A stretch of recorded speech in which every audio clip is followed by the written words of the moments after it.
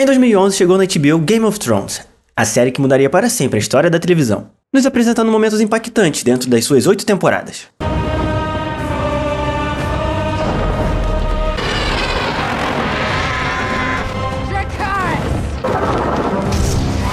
E apesar do seu final polêmico, a série ganhou o derivado A Casa do Dragão, que apesar de focar nos Targaryen, possui alguns easter eggs que conectam as duas histórias. Então confira as 5 principais referências que conectam Game of Thrones e House of the Dragon. Quando começou a tocar a abertura de House of the Dragon, os fãs foram surpreendidos positivamente com a mesma música tema de Game of Thrones.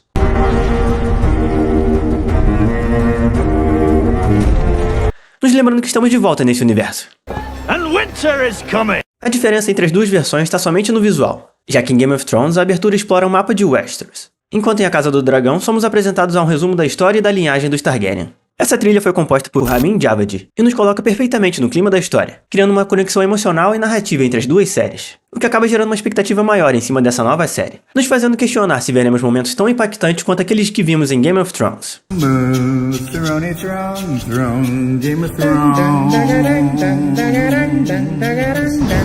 Na primeira temporada de Casa do Dragão, durante o velório da sua mãe e de seu irmão, a princesa Rhaenyra comanda seu dragão, Syrax, a lançar fogo nos corpos deles, apenas dizendo a palavra Dracarys. Essa palavra nos remete imediatamente a um dos melhores momentos da série original, e o momento mais marcante da Daenerys em Game of Thrones.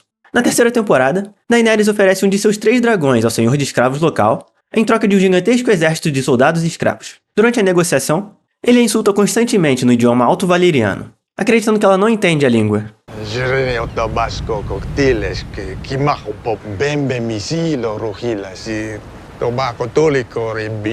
Mas assim que ela confirma a obediência dos soldados,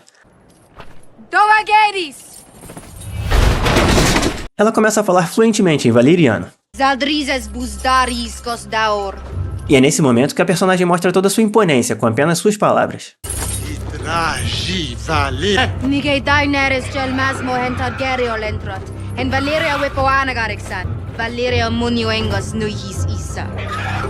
Imortalizando para sempre esse momento com Dracarys.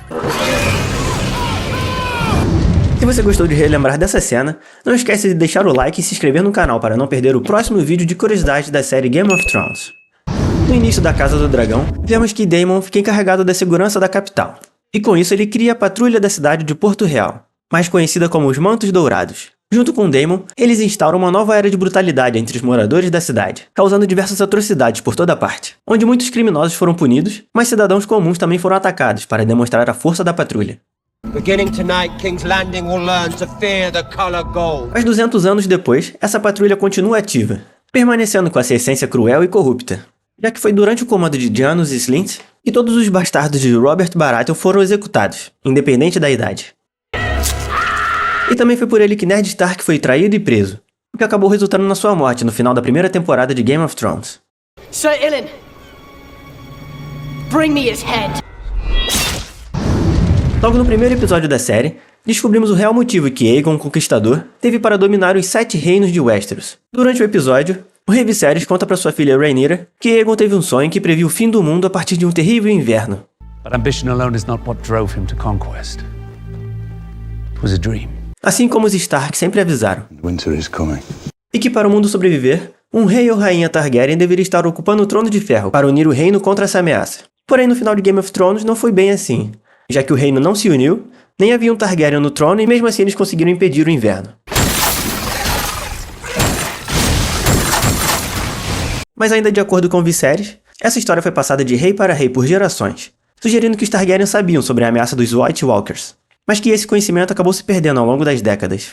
Além disso, o Conquistador deu ao sonho o nome de A Canção de Gelo e Fogo, que é o mesmo título da saga de livros que inspirou a série original.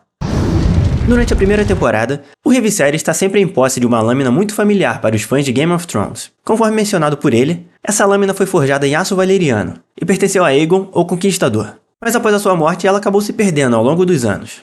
Essa lâmina volta a aparecer somente séculos depois, no início da história de Game of Thrones, quando o assassino conhecido como Catspaw tenta utilizar essa adaga para matar Bran Stark, que estava em coma após ser empurrado de uma torre por Jaime Lannister. Algumas temporadas depois, a adaga vai parar na mão do próprio Bran Stark, na 7ª temporada, que não permanece com a lâmina, já que ele a entrega para sua irmã Arya Stark, que passa a utilizá-la como sua arma principal. Essa foi uma arma crucial, principalmente na Batalha de Winterfell, na última temporada, quando a Arya mata o Rei da Noite com esse punhal varilhano, derrotando de uma vez por todas o exército de White Walkers e impedindo o inverno de avançar. A Casa do Dragão se passa séculos antes dos eventos de Game of Thrones, onde a Casa Targaryen é a única que tem o domínio sobre os dragões.